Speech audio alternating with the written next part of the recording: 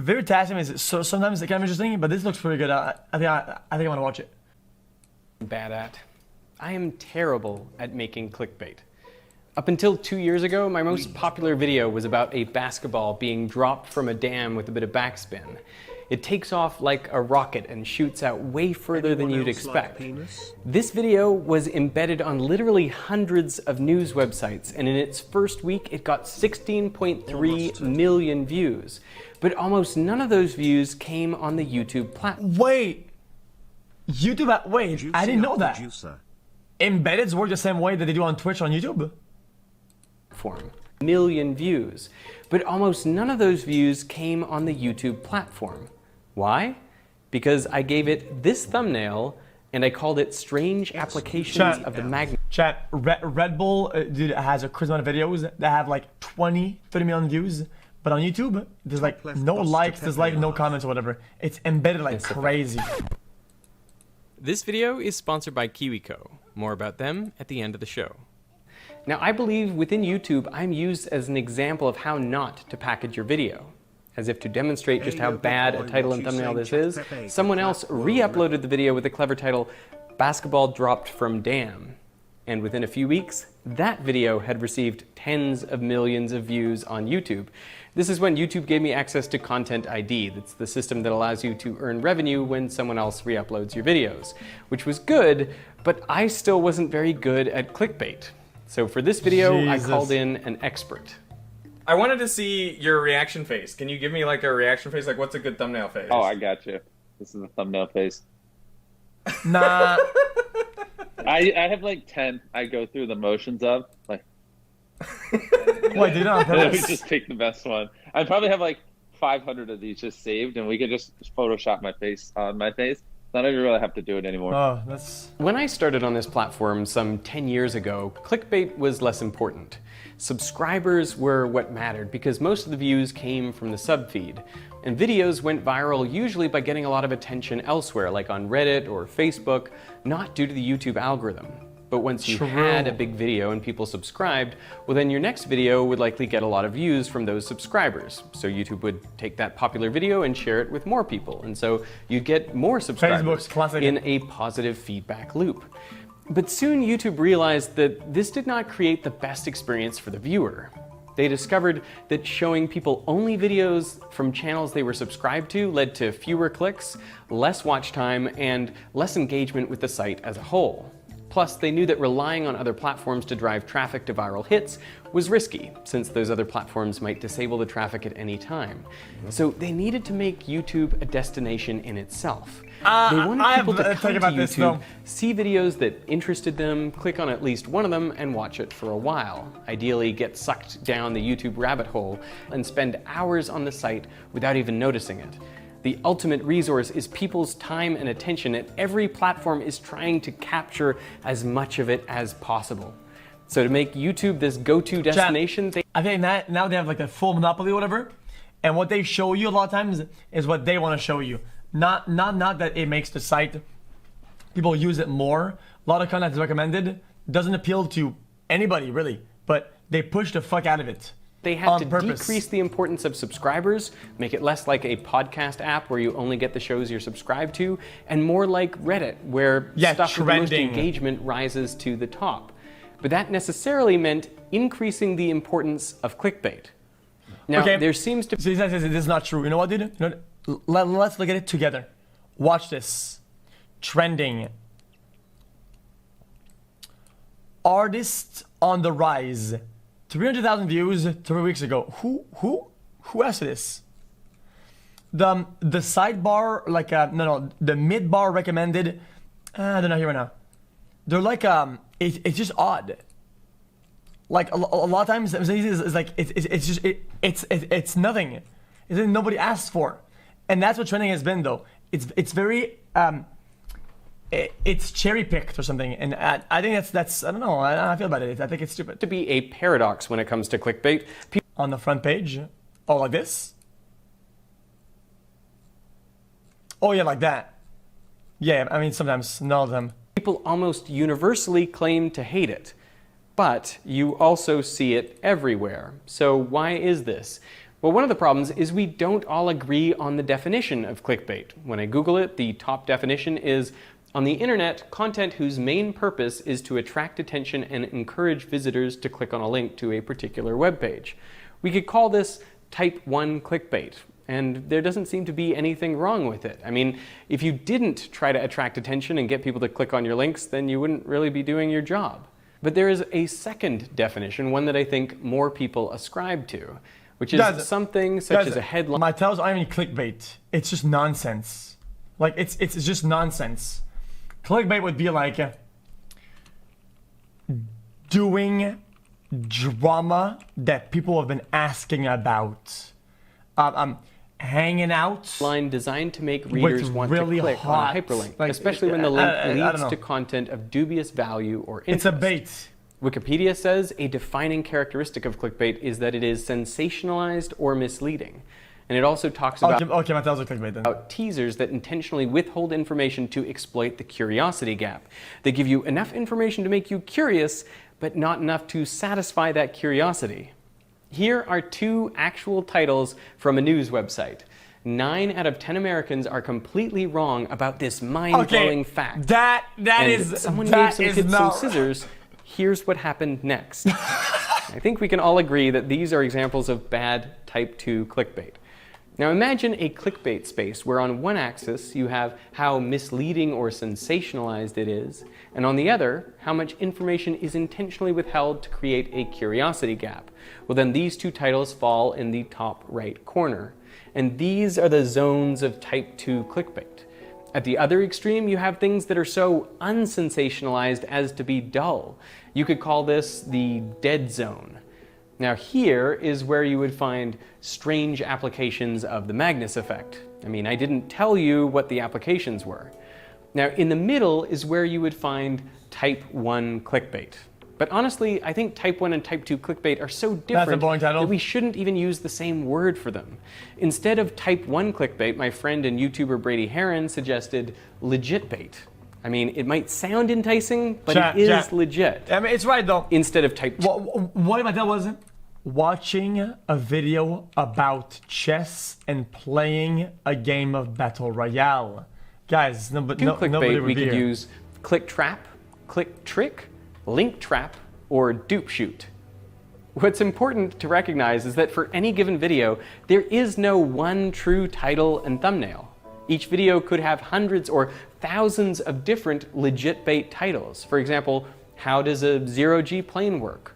I went on a plane that does parabolic trajectories. What happens to fire on a zero-G plane? Now, the most enticing titles and thumbnails are my plane caught on fire. Watch what happened next. Ding, ding, ding, ding, ding, ding, ding, ding. Found close to type 2 That's number clickbait. 1 juicer. I'm reminded of the infographic by Smarter Every Day showing that on social media, the greatest engagement occurs close to the boundary of what's allowable. But remember that everyone's definition of clickbait is different, and everyone's perceptions of words and images are different. So these are not clear boundaries, they're actually kind of fuzzy. What for one person might be legit bait, for someone else could be a click trap. 3 a.m. in the What's hood. clear is that on a site where click-through rate is important, clickbait of all types is inevitable. How important to a video's success is the title and thumbnail? Very important, of course. If they don't click on the video, they don't watch it. You can't get 10 million views unless 10 million people click on the video. So, I mean, it's literally that simple. If they don't click on it, they don't watch it. So why is clickbait everywhere? Chat. Well, what if we figured out what the algorithm was for Twitch, right? We figured it out. And we knew exactly when, at which intervals they take pictures or thumbnails of the stream that's going on. And I timed a 1 frame that you wouldn't be able to see of me watching some girl with big boobies, right? Clothed, of course. And at certain intervals, the title, the thumbnail would always be that picture or these pictures. Because it works. More enticing thumbnails get more clicks, despite some people's claims that they won't click or they'll unsub. It's just like evolution. Whatever survives multiplies, and traits become amplified. I know how it works. If you don't begrudge the giraffe its long neck so it can reach the highest leaves, I think thumbnails are user-based. Can you begrudge a YouTuber the big red arrow that allows them to reach further audiences? I talked about this in my video 2 years ago. To be successful as a YouTuber, you need to optimize 2 things. watch time and the click-through rate of your videos. That's the number of times the title and thumbnail are clicked divided by the total number of times they're shown. That's the number of impressions. Now, at the time, this was something of a revelation for me, because I always thought my job was to make great videos, and then a title and thumbnail that adequately represented what the video was about. But now I realize that making the title and thumbnail is at least half the job. That's crazy. This is not just because better titles and thumbnails get you more clicks, but because better titles and thumbnails will get you way more impressions. YouTube has limited real estate with which to show you virtually infinite content. And so it's not enough to make a good video, even if people watch all of it. You also have to make a title and thumbnail that gets clicked, especially in competition with other really good titles and thumbnails. That's the only way you can expect YouTube to give you more impressions. Now, the big development since my last video on this is YouTube introduced real-time metrics like views, impressions, and click-through rate. And I suggested this would create You would go insane. So what you can bet will happen Look at all this is all that day. creators will launch a video, and then they'll be sitting there with all these different variants of thumbnails, and they'll be swapping them out and looking at what that does to click-through rate, and then going with the one that leads to the greatest click-through rate. And this is basically what has happened. Let me give you my favorite example. Last year, I made a video about asteroids, which I thought was really good. I called it Asteroids, Earth's biggest... These rocks will end our time on Earth. Gone wrong at 3 a.m. in the hood. threat, Gone which is sexual. something Stephen Hawking said.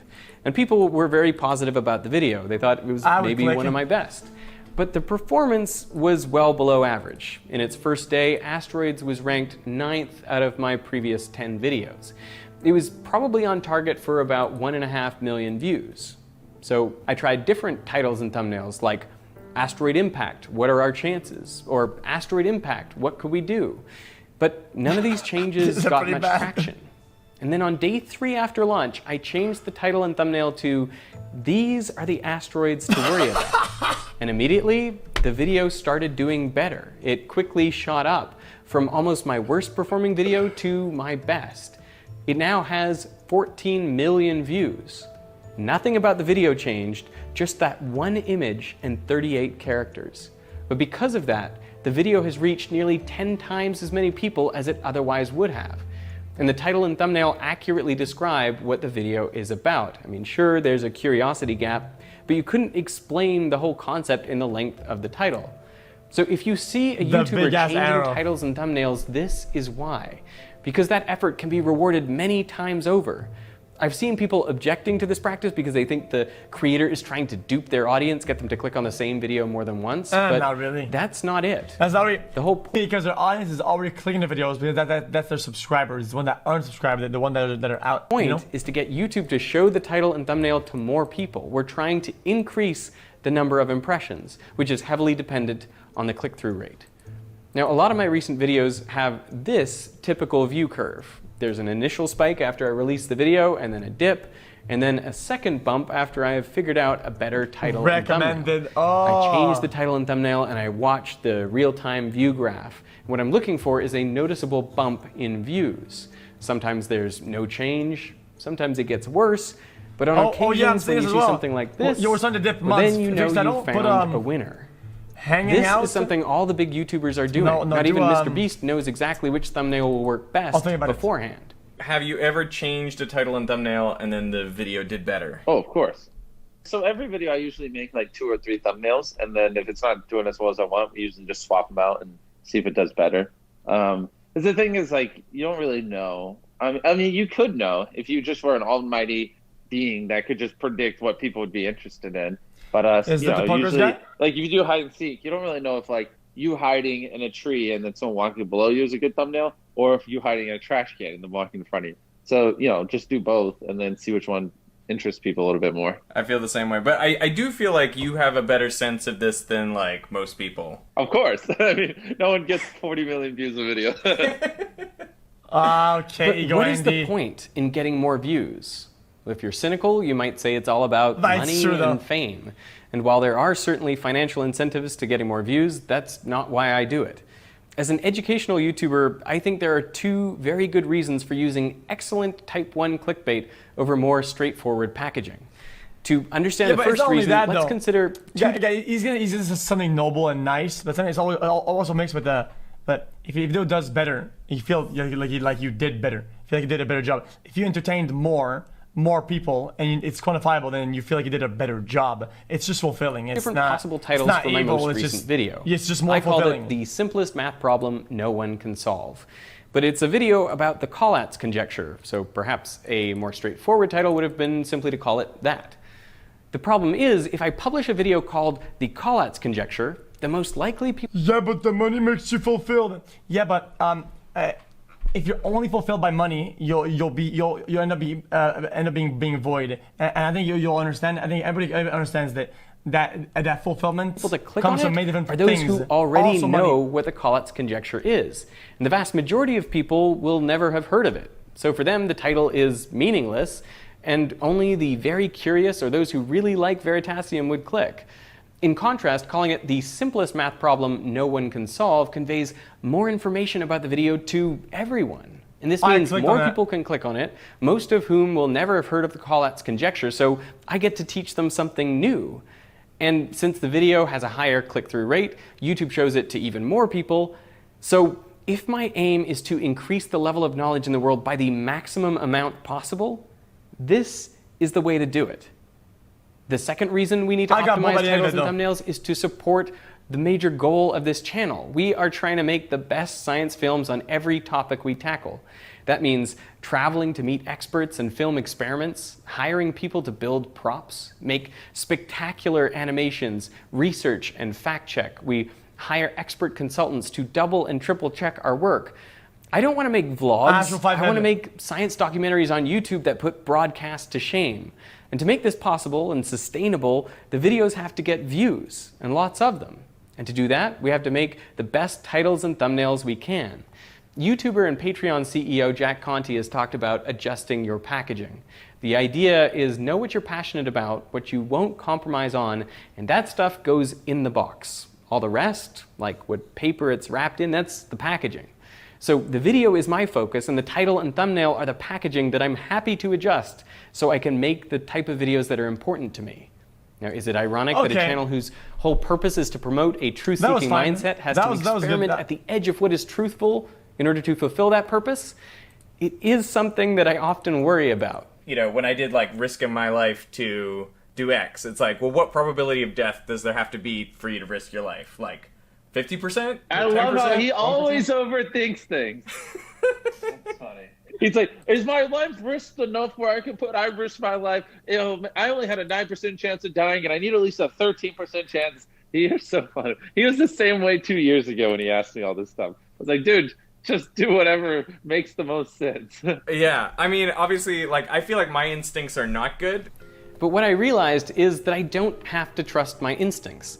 This problem of getting the best title and thumbnail, it's a scientific problem. It was a good video, though. I enjoyed it. We're just asking which accurate representation of the video will get the most clicks from a general audience. And that's a problem we can use the scientific method to solve. So I've hired a couple of really bright people, and we spend a lot of time brainstorming and making titles and thumbnails and testing them out. For example, on Twitter and Patreon. Veritasium titles and thumbnails have gotten better, not because I'm better at it, but because of my team and our testing. If you have ideas about how we could do it better, please get in touch. The results have often contradicted what I expected. I mean, this video seemed to perform 10% better when we excluded the word surprising from the title, so it became simply the secret of synchronization. I thought these two titles were basically a toss-up, but Patreon had a strong preference for one over the other. What's interesting about this research is that the more clickable titles and thumbnails often better represent the content of the video. Let me give you some examples. You know, one thing I didn't expect when YouTube brought in the real-time analytics tools and allowed title and thumbnail changes to affect impressions was that it would also work for older videos. So here is an old video that I... Yeah. I'm done with this.